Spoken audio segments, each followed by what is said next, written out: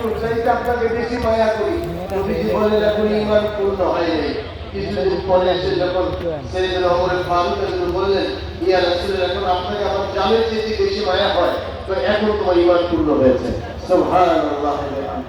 এজন্য সেই ঈমানের পূর্ণতার যে মিশন, সেটা নিয়ে সাহেব কেবলা সারা জীবন আগিয়ে গেছেন। তিনি কখনো গোস্তাখ রাসূলদের সাথে কখনো তিনি আপোষ করেন না, ঠিক না?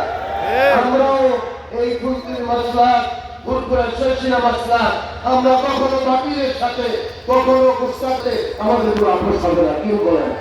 আমরা আল্লাহ রাসূলের মহব্বতে নিজেদের মন, আমাদের ঈমানকে আমরা পরিপূর্ণ করতে চাই। আমাদের যুব সমাজ, আমাদের তরুণ সমাজ, আমাদের বৃদ্ধ সমাজ, আমাদের জনসাধারণের মধ্যে আমরা আল্লাহ রাসূলের মহব্বত ফিরিয়ে দিতে চাই। কি বলেন, ঠিক না? এই জন্য আল্লাহ রাসূল সাল্লাল্লাহু আলাইহি ওয়াসাল্লাম হাদিসের মধ্যে ইরশাদ করেছেন, আতিবা আওলাদ আলা সালাসে মাসালিন, তোমাদের বাচ্চাদেরকে তিনটা বৈশিষ্ট্যময় করো। এক নম্বর আলা হুব্বে রাসূলিকুম, তোমাদের রাসূলের ভালোবাসা তাদেরকে পূর্ণ করো।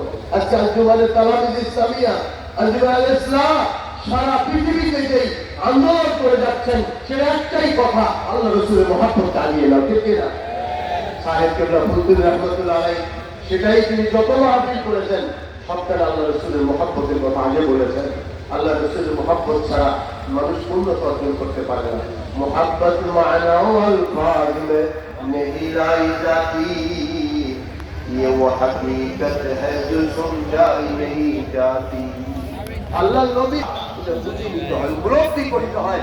আজকে আমাদের সন্তানরা আপনার অন্যান্য কালচারের সাথে জড়িত হয়ে যাচ্ছে, এটার মূল কারণ আল্লাহ নবীর প্রেম ভালোবাসা আমরা শিখাতে পারি না। এজন্য এই দরবার মানুষকে আল্লাহ নবীর মহব্বত শিখাবে। তৃণমূল পর্যায় থেকে ছোট্ট বাচ্চা থেকে শুরু করে ফরগানিয়া থেকে শুরু করে সর্বোচ্চ ক্লাস পর্যন্ত আমাদের বাচ্চাদেরকে যদি আমরা হব্বে রাসূলের বড় করতে পারি, তাহলে এই জাতি ইসলামকে নিয়ে ঈমানকে বাঁচতে পারবে। আল্লাহ রাসূল বলেছেন 2 নম্বর আলা আলা হুব্বে আলে বাইতিহি, আল্লাহ রাসূলের আলে বাইতকে মহব্বত করতে হবে, আলে রাসূলকে মহব্বত করতে হবে। আপনারা দেখেন এখানে যখন পূজার নিহির হযরতরা আসেন,